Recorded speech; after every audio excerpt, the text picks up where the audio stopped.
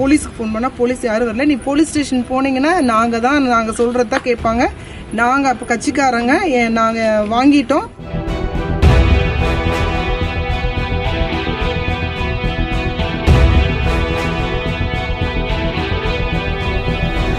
நாங்கள் அப்படி தான் போடுவோம். நீங்கள் என்ன பண்ணுவீங்க, என்ன வேணால் பண்ணுங்கள், நாங்கள் உங்கள் வந்தீங்கன்னா உள்ளே வந்தீங்கன்னா நாங்கள் அடித்து காலி பண்ணிடுவோம்னு சொல்லி மிரட்டுறாங்க.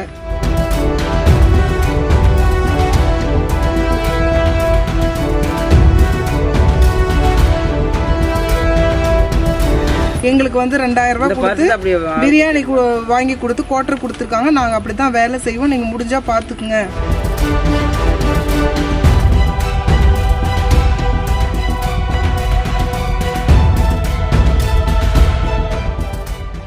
கோடங்கிப்பட்டியில் எங்களுக்கு சொந்தமான விவசாய இடம் இருக்குது. நாங்கள் விவசாயம் பண்ணிகிட்ருக்கோம். சுந்தரம் விபீஷணங்கிறது எங்கள் அப்பா பெரியப்பா, அவங்களோட வாரிசு. நாங்கள் எல்லாம் விவசாயம் பண்ணிகிட்ருக்கோம், இதுவரையிலும் பண்ணிகிட்ருக்கோம். நேற்று வந்து முன்பின்ன அடையாளம் தெரியாத நபர்கள் வந்து 300 பேரோட வந்து எங்கள் இடத்துல வந்து கம்பிவேலி போட்டு போயிருக்காங்க. நைட்டு 2:30 மணிக்கு ஃபோன் பண்ணாங்க. வந்து பார்த்தா நாங்கள் அப்படி தான் போடுவோம், நீங்கள் என்ன பண்ணுவீங்க, என்ன வேணால் பண்ணுங்கள், நாங்கள் உங்கள் வந்தீங்கன்னா உள்ளே வந்தீங்கன்னா நாங்கள் அடித்து காலி பண்ணிடுவோம்னு சொல்லி மிரட்டுறாங்க. இனி இப்படி அராஜகம் பண்ணால் என்ன பண்ண முடியும்னு சொல்லிட்டு நைட்டு போலீஸ்க்கு ஃபோன் பண்ணால் போலீஸ் யாரும் வரல. நீ போலீஸ் ஸ்டேஷன் போனீங்கன்னா நாங்கள் சொல்கிறது தான் கேட்பாங்க. நாங்கள் அப்போ கட்சிக்காரங்க நாங்கள் வாங்கிட்டோம். நீ இடம் வந்து உங்களுக்குலாம் சொந்தம் இல்லை, நீங்கள் போங்க, வெளியே போங்க அப்படிங்கிறாங்க.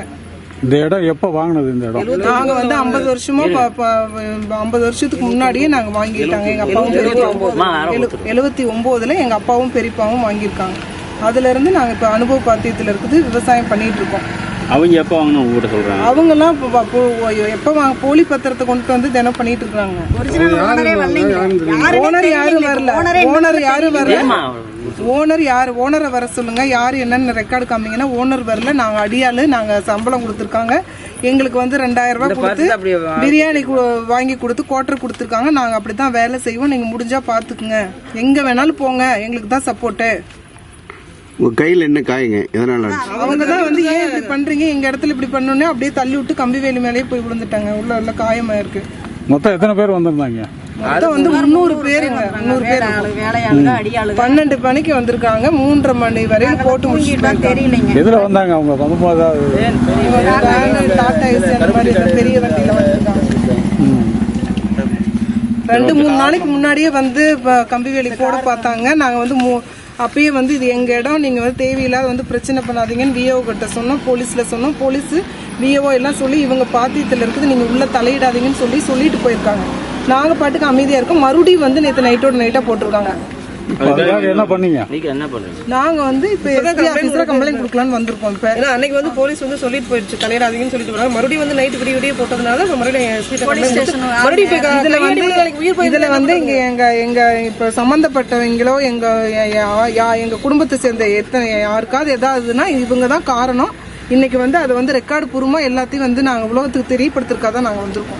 நாங்கள் விவசாயம் பண்ணிட்டு இருக்கோம். எங்கள் மாமனார் பேர் சின்ன மாமனார் பேர் சுந்தரங்க. நாங்கெல்லாம் வாரிசு விவசாயம் பார்த்துட்டு இருக்கோம். முந்தானையில் வந்து பிரச்சனை பண்ணாங்க. போலீஸில் கம்ப்ளைண்ட் கொடுத்தா வந்தாங்க. பார்த்து இந்த மேலே பிரச்சனை வராது, பார்த்துக்கிறோன்னு சொல்லிட்டு போனாங்க. நாங்களும் சரி வராதுன்னு நினச்சிட்டு அசால்ட்டாக இருந்தோம். நைட்டு ஒரு 2 மணிக்கு தண்ணி பாய்ச்சலான்னு எந்திரிச்சு போனால் எல்லாம் தும்முன்னு நிற்கிறாங்க. எனக்கு ஒரு மாதிரி பயம் ஆகி எங்கள் வீட்டுக்காரரை போய் எழுப்பி விட்டேன். அவர் வந்து எல்லாத்துக்கும் எங்கள் தங்கச்சிக்கெல்லாம் ஃபோன் பண்ணி சொன்னோன்னே இவங்க எல்லாம் வந்து ஏங்கடா இப்படி பண்ணுறீங்க, எங்கள் பையனை கூப்பிட்டாங்க. எங்கள் குழந்தையெல்லாம் வந்தாங்க. ஏங்கடா இப்படி பண்ணுறீங்கன்னு போனோன்னே இவங்களை பிடிச்சி தள்ளி விட்டு இந்த கை கீரல் ஆயிடுச்சு. இவங்களை பிடிச்சோன்னா அவங்க கை மவந்து போச்சுங்க. அப்போ நாங்கள் எல்லாம் போக வேண்டாம், ஒதுங்கி எல்லாத்தையும் கூட்டிகிட்டு வெளியே வந்துட்டாங்க. அப்போவே எங்கள் பையனும் இன்னொருத்தரும் போய் போலீஸ் ஸ்டேஷனுக்கு போனாங்க. போய் சொல்லிட்டு வந்து பொம்பளைங்களாம் கை வைக்கிறாங்க வாங்கன்னு சொல்லி 8 மணி வரல எந்த போலீஸும் வரலைங்க. நாங்கெல்லாம் பயந்துட்டு வீட்டுக்கு போயிட்டோம். என்ன பிரச்சனை? உங்க நிலத்தை அவங்க அபகரிச்சுட்டாங்க. அவங்க ரெக்கார்டு வச்சிருக்காங்க, கையில தான் வச்சிருக்காங்க. இன்ன வரல அவங்க ஓனர் யாருன்னே தெரியல. அந்த ரெக்கார்டு பத்திரம் வாங்கினவரை எங்களுக்கு யாரும் இன்ன வரல காமிக்க. அந்த போட்டோவில் இருக்கிற மட்டும்தான் வந்து மிரட்டிட்டு இருக்கா. அப்படி போட்டோ காமிங்க. இந்த போட்டோவில் இருக்கிற பையன் மட்டும்தான் வந்து 3 நாள் அவர் தான் வந்து எங்களை மிரட்டிட்டு இருக்காரு. ஓனர் கொடுப்பா பத்திரம் கொண்டாரே சரி, அந்த பத்திரத்துக்கு பாத்தியமானவரை கூட்டிட்டு வர மாட்டேங்கிறாங்க. அதை இது சொல்ல மாட்டேங்கிறாங்க. இப்ப நாங்க என்னதான் பண்ணலாம் சொல்லுங்க. நீங்க சொல்ற இடம் எத்தனை ஏக்கர்? 7.5 ஏக்கருங்க. எத்தனை வருஷம் ஆச்சு அந்த இடத்த நீங்க வாங்கி? 79ல் வாங்கினதுங்க. இவ்வளவு வருஷம் நாங்க தான் 40-50 வருஷம் நாங்க தான் அனுபவ பாத்தி இருக்குது. மணியாரே முந்தானத்து வந்து சொல்லிட்டு போயிட்டார். போலீஸுக்கிட்டே சொன்னாங்க. சார் இவங்க அனுபவ பாத்தி இருக்குது, பட்டா சிட்டை எல்லாமே இவங்க பேர்ல இருக்குன்னு அவன் போலீஸுக்கிட்டே சொல்லிட்டு போனாங்க. இப்போ போலீஸ் சொல்லி இப்போ மணியாரே சொல்லி எந்த ஆக்ஷனும் அவங்க எடுக்க மாட்டேங்கிறாங்க. இன்னும் வந்து இந்த நைட் வரல பிரச்சனை பண்றாங்க. இன்னுமேல எங்களுக்கு உயிருக்கு கண்டிப்பா கேரண்டி இல்லை. என்ன இவங்க எஸ்பி ஆபீஸ் எங்களுக்கு கேட்டு கொடுக்குமா கொடுக்காதான்? இல்ல பிரச்சனை பண்ணவங்க நைட்டு உங்களை எப்படி மிரட்டினாங்க, என்ன சொன்னாங்க? கொன்றுவேன், இன்னொரு தடவை உள்ள வந்தீங்கன்னா நாங்க உங்களை லேடிஸ் எல்லாம் பார்க்க மாட்டோம். பொட்டச்சிங்களா என்ன பண்ணுவீங்க? நாங்க 4 பேர் தான். அவர் வயசானவருங்க, அவர் என்ன பண்ண முடியும்? பையன் ராயனூர்ல இருக்கான், வரந்துன்னு என்ன பண்ண முடியும்? எல்லாம் பண்ணுன்னு இது இவ்வளவு அராஜகம் பண்ணுங்க. நாங்க உயிரை காப்பாத்துறதே ராத்திரி பெரிய விஷயமா போச்சு. இது என்ன இது இந்த நபர் தான் எங்களை இவ்வளவு ப்ராப்ளம் பண்றது. எங்க ஓனர் அனுப்புனாரு. அந்த ஓனர் யாரு? எங்களுக்கு இந்த ஓனர் யாருன்னு தெரியும்.